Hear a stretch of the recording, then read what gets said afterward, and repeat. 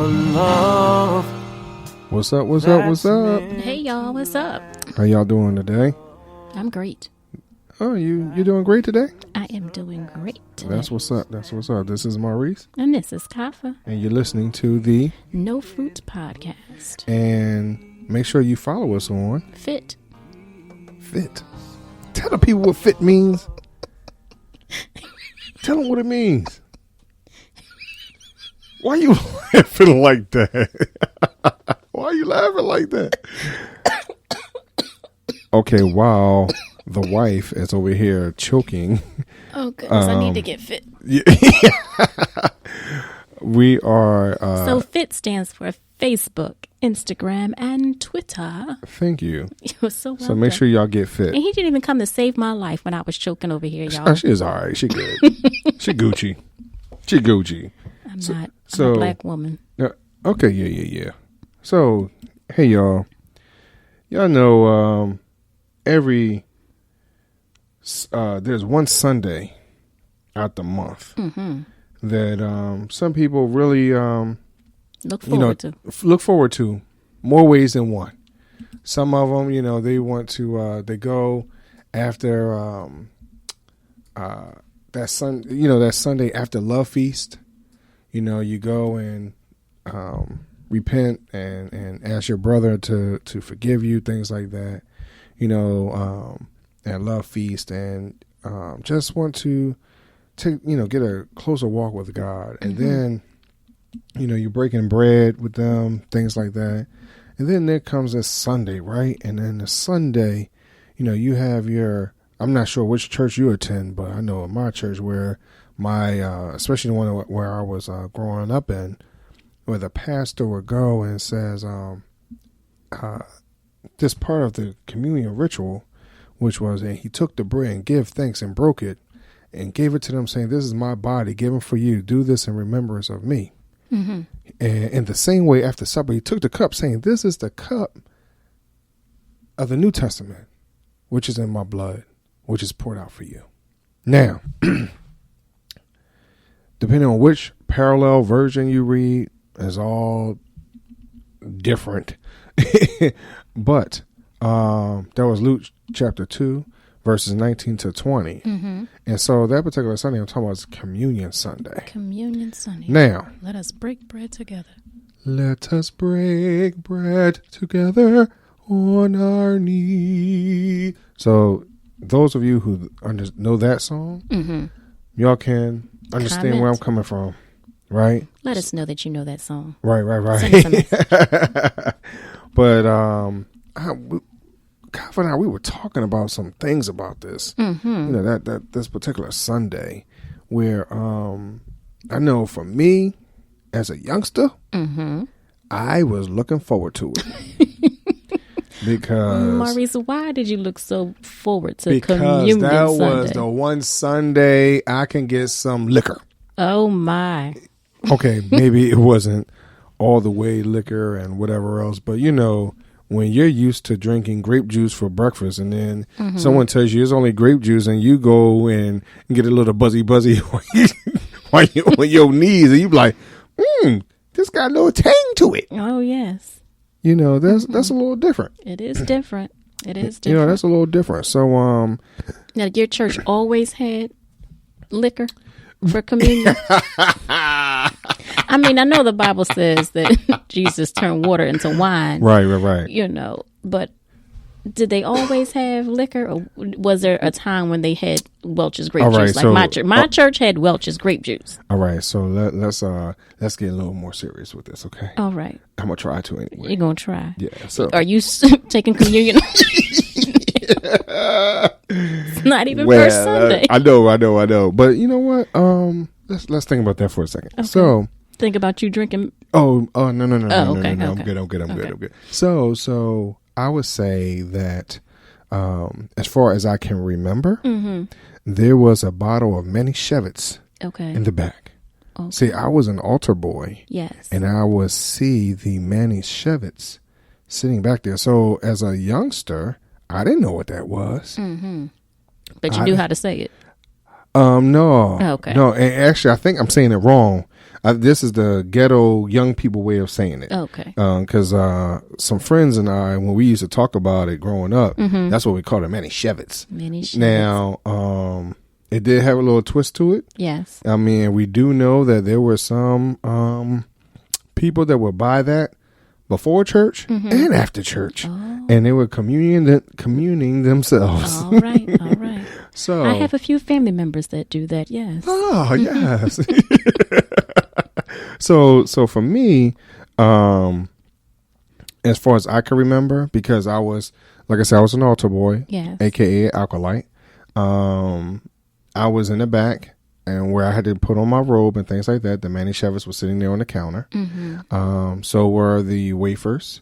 I'm sorry, for Communion Sunday, the wafers were, of course, put on the altar. But there was a set put in the back for the pastor that would Take it to the sick. Oh, okay. No, he would uplift it for communion service. Okay. Those would be the ones where, because he had a real big one that he would break in front of everybody. So when that verse would come out where he broke it, Yes. he would lift it up high above his head. And so, Like the Catholic churches. we were not Catholic, we were AME, but yes. I mean, so did y'all have a golden goblet like the Catholic churches do? yeah. Oh wow. I mean, we were very again. Let me reiterate: we were very traditional in a lot of different things. Y'all wasn't black. No, we were black, most definitely. The only black But I churches do did it. believe that. So unfortunately, up until a certain age, and I know this movie didn't come out until later on, in my teen years. But when I remember this one time when he had lifted it up. In my mind, now mind you, I was all crazy. I was thinking like it was the Lion King who's lifting up Simba and everything. Like, yo, it was just like me and my craziness. You get what I mean? You know. So, but I do know that, again, with me being an altar boy, I used to watch people as they would sip on it, and we had some friends that as they were. So where we sat as altar boys, we sat within the altar rail. So when people would come up to the to the altar and they would kneel, like they would be right in front of our face, like or whatever, like we would be right in their faces. Okay. So I was able to see everyone as they knelt down, how they cupped their hands, put their heads down, whatever. But don't let any of my friends sit there because just take a sip and then we'll look up all funny, like, oh yeah, we got some, So. And I do understand. I don't want anyone out there to take this the wrong way that we did not reverence really what communion really is, things like that. But, as a young person, especially if you were not drinking, things like that. Hopefully none of the young people were drinking. But, that's one of your first times of actually having a taste of something. Oh, yes. I have a story about that. When you and I first started dating, I had taken my younger cousin with me. Now, right. She's about 15, 16 years younger than me. So I had taken her to your church, and I think we had gone a few times before, but this particular Sunday was Communion Sunday. Right. So we walked to the altar and we kneeled. And then when she was given the wafer, she knew what to do with that. When she was given the cup, no, it wasn't the goblet. It was the small little cup. Of course, it's small. Little cup. But she looked at me and she said she couldn't drink it. And I said, why? And she says, because it's alcohol and I'm not old enough to drink yet. And she must have been maybe, wow, 8, 6, somewhere around there. She was young, maybe about 8 years old. Right. And it was just the funniest thing. And I couldn't tell her not to drink it. Right. I'm like, just sip it, take a little sip, whatever, because we're here at the table. Right. Or whatever. So it was kind of funny. I think,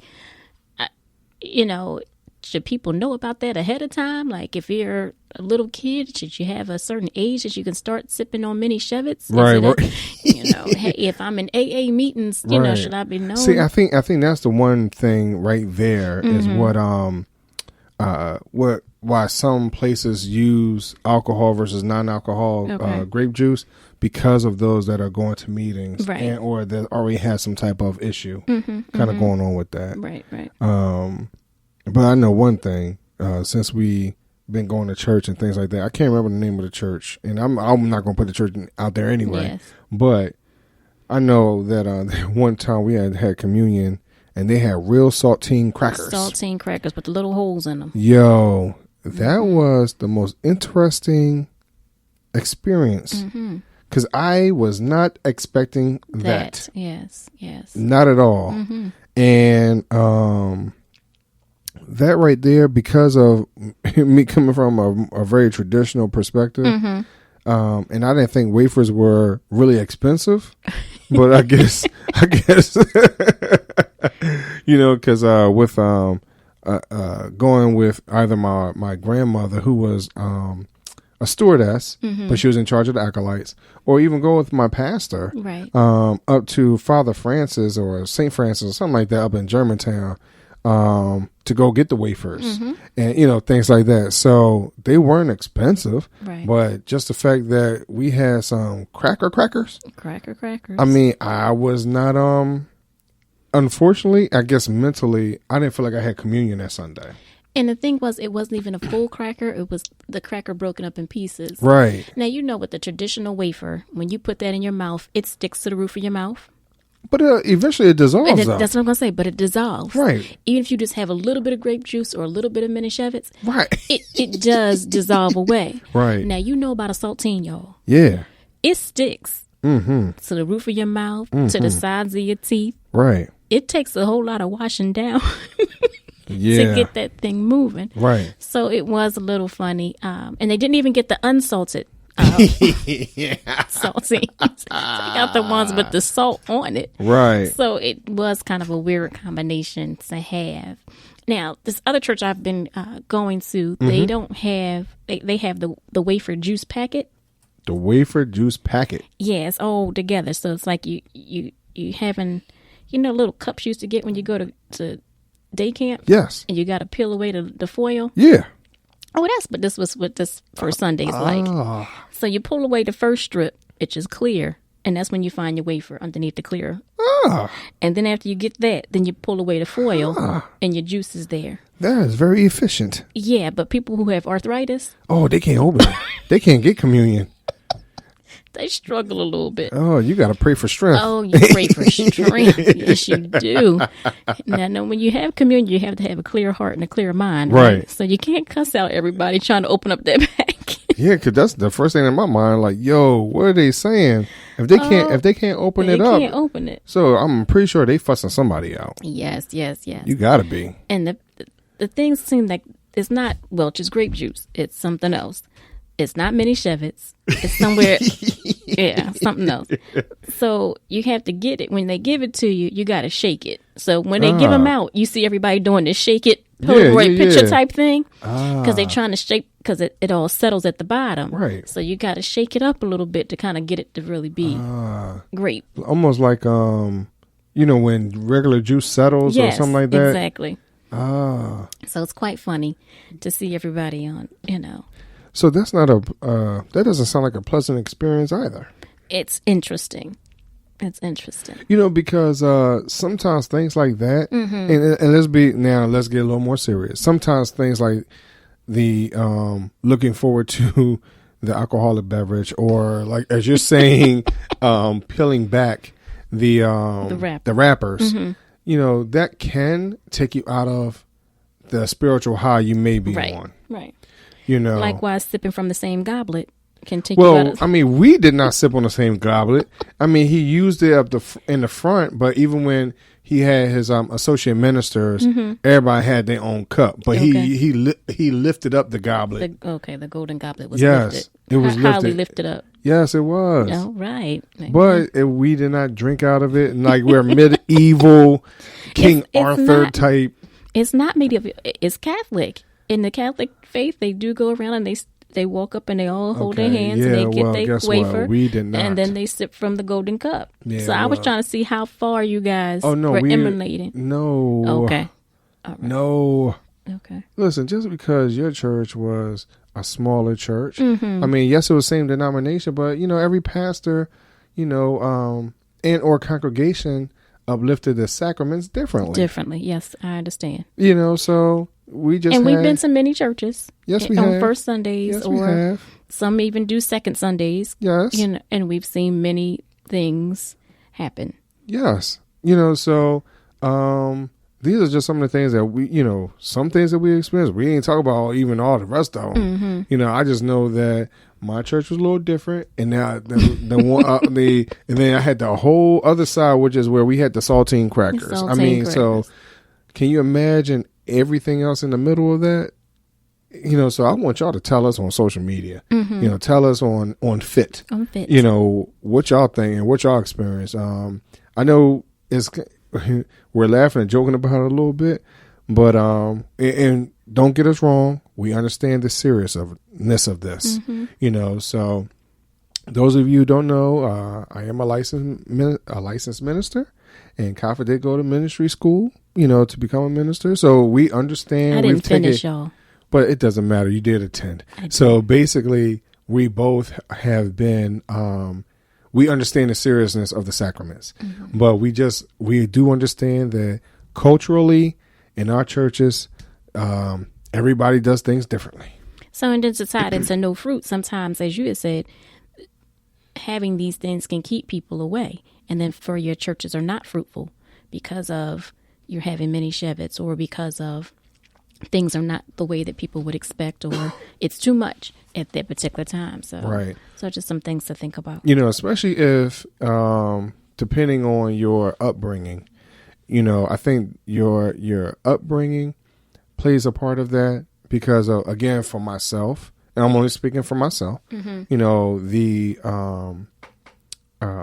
traditional part of me tends to stay away from church, or churches, I should say, that do not uplift the sacraments in some of the ways that I'm used to. And so... like one of the things you said was on Wednesday you have... Love Feast. Love Feast. Yes. I didn't know nothing about that. What? Love Feast? You hear me? I didn't know nothing about that. You didn't? What you mean you ain't know nothing about Love Feast? I didn't know. I didn't go to church every day of the week like you did. Oh. I was a weekend churcher, so Friday, Saturday, Sunday was my church days. Oh yeah. So Wednesday was different. So okay. Yeah. So when we first had Love Feast and we took the bread and passed it around. Yeah, didn't know nothing about that. Take the piece of white bread and break it and share it to the next person. And the next person, everybody grubby fingers is on it. Yeah. And I'm looking like, I know we ain't supposed to eat this. What is this about?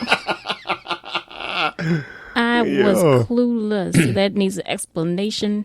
Oh, we have new people here. Let's explain what we're about to do. Had no clue. Yes, but see, then, so unfortunately, and I know in my church, because some of them that had known you in other capacities, right? I know probably quite a few of them probably assumed that you knew. And I'm pretty sure that some of our friends that might be listening to this, to hear something like that. I mean, so mind you, we're talking early 20s by the time you and I got together. Yeah. So for you to be in church all those years and not know what a Love Feast was. I mean, I heard about it. They had you heard about it? Wednesday night Bible study and Love Feast. So I thought that, Bible study and Love Feast. Yeah, but that means why didn't you go and attend? Or because you was in college and all that type of stuff? Even before college, in high school, and I started going to church on my own. Right. When I was in high school, I would say. Right. So 80 something. Yeah. So maybe before high school, maybe a little before then or whatever. But still, I had not attended midweek anything. So again, I was getting there and doing all that stuff on my own. I wasn't going with a family member or a parent. So midweek, late at night, I didn't live across the street. I didn't have a ride. Right. I mean, I understand that part. Yeah. I understand that. But it's just interesting that, like you said, as far as love feast, and what that means leading up to communion. I have a question. Now, one of the things in Bible Sunday school, one of the ladies told us we weren't supposed to eat before we took communion. Was you told that too? I was not told that. Okay. Did she explain as to why? She may Do you have. remember? Oh, you don't she may remember. have, but I don't remember why. It was just, I think it was like the break fast type thing. So you were supposed to fast until you took communion. Oh. But then I wondered because my friends didn't have communion until after morning's worship Okay. on the second Sunday. Uh-huh. So I was a little confused for them. Like they don't eat breakfast. They don't have no lunch. Because they would come back like at 4:00, 5:00 service or whatever on the second Sunday. So it wasn't doing regular morning worship. Like they had to come back. So I was like, oh wow, like they can't eat until then. Oh, wow. Like they can only eat dinner. Like wow. So they have a real fast every second Sunday. Yo. Yeah. So I don't know. So they used to dieting. I mean, I don't know. They may not have fasted, but No. No. So I wasn't quite sure. Did everybody fast Right. or how was that all about? Now I can say I did it a few times and it did mean a whole lot more when you go to bow before the Lord and all that stuff, and take it. So yes, it I can see the premise behind it. Yes. Yeah, I could see that. I could see just sacrificing of yourself, giving yourself and committing yourself to the Lord. There's so many different ways I could look at that. Right. But that's an interesting outlook without being without it being explained. I would expect for someone to at least say, hey, you're doing this because of this. You're doing this because once right before this happened or right after this happened, whatever it might have been, Right. Biblically. Well, as a youngster, everything is not explained. You're not supposed to. Oh yeah, it's just like you do as I say, not as I do, Yeah. type thing. Well, no, just Or do as I say. That's it. Just do as I say. I say sit here, and that's what you do. You sit here. Yeah. I get you on that too. But Little- it's okay. Yeah, I mean, I survived. Yeah, you did. Yeah, I'm all right. So I think I'm all right. yeah. I mean, are you saved? Am I saved? Okay. Yes, I'm yeah. saved. For you had to, Well, I wanted to make sure I was understanding what you were saying. Yeah, I don't think you need to ask. Oh no, I don't need to ask. But, I really would like for y'all to tell me or tell us, what's your communion story? Anything that's different for you? Your experience of having some manischewitz, or the breaking of the wafer, or in our experience of the cracker, to people falling asleep at the altar, because I've seen that happen too, because people are down there so long sometimes, and they be like sleep, or some other moments where, hey, I've been down. Next thing I know, I got to go to the bathroom. Like I've had so many different community experiences. I just need y'all to understand that me as a church boy growing up in the church, I mean, I've had a lot of experiences. So I would love for y'all. A lot of experiences. I've had people shout, Right, and get the praise on, just, on their Jesus juice. Yeah. Too much Shevitz. We didn't have that. We had Welch's grape juice, dear, in the glass bottle. Not in a plastic bottle. It was in a glass bottle. Welch's grape juice. So that was that grape juice that looked like real blood then. Yeah, thick. I mean, because then sometimes when you look at it, I've been to places where when you look at the grape juice through the glass jar or something, or flask or whatever it was, vase or whatever it might have been, because of just how it looks in there and sometimes how the light shines on it, it does look like blood. Oh, wow. Yeah, I've seen that ours too. was wrapped in a white cloth, so we couldn't even see it. I've seen somewhere It was mystery it would be juice. in a jar, in a glass, something, and you look right at it, and the way the light would hit on it, it looked like blood for real. Yeah, it's been. I got some stories for you. Wow. Oh yeah, I've had some experiences. I guess that's the life of a church boy. The life of a church. I've been somewhere where they almost ran out of stuff. Almost, you said almost ran out of. Now, I mean, I've been in places where they have run out of wafers.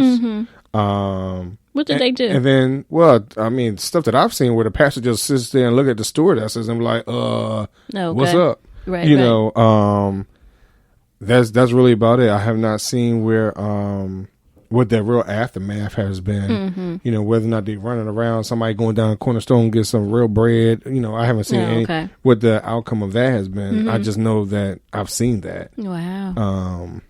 And it wasn't my church, so I wasn't paying attention for so much. So much, right. You get what I mean? I wasn't that newsy, but I should have.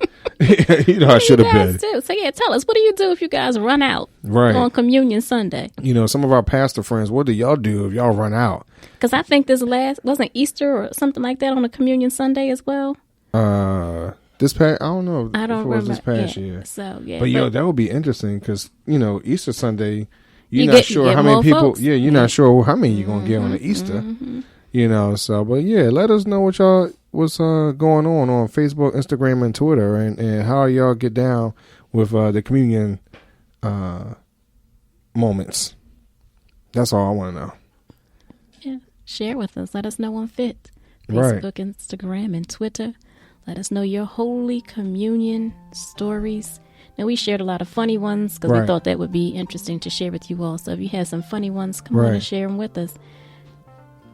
So we love y'all. We sure do love you.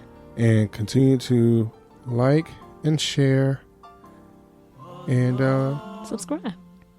Yes. Well, once you subscribe, you can't do anything else. So I'm assuming y'all subscribe already.